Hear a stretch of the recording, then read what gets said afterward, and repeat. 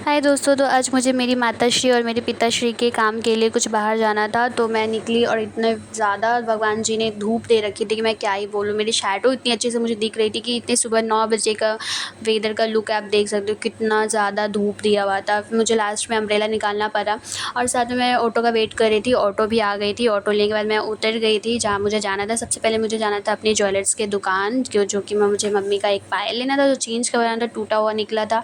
तो फिर मैं गई और मैंने कुछ पायल्स पसंद किए और लेकर के वापस निकल गई पापा के काम के लिए। तो देन वहाँ से फिर मुझे लेना था एक और ऑटो। तो मुझे ऑटो तो मिल नहीं रहा था। फाइनली मुझे एक ऑटो मिला और साथ में इस घर आ रही थी कि चलो मैं बेटर लग रही हूँ, क्योंकि इतना ज़्यादा धूप था। तो मैं तो सोच रही थी कि आज मैं कोयला बनने वाली हूँ, क्योंकि इतनी ज़्यादा धूप आप लोग देख ही सकते हो।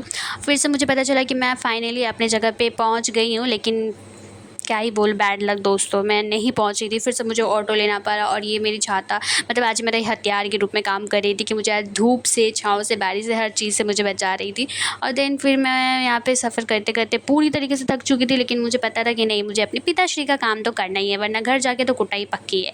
तो फाइनली मुझे वो शॉप मिल गया जहाँ मुझे पापा का काम से कुछ बिल देने थे। तो फिर मैं यहाँ पहुँची और मैं यहाँ पे भगवान जी को बोल रहे थे, भगवान जी प्लीज़ अब थोड़ी सी धूप कम कर देना है, क्योंकि आज तो मतलब कोलकाता पूरा जल जाएगा वरना।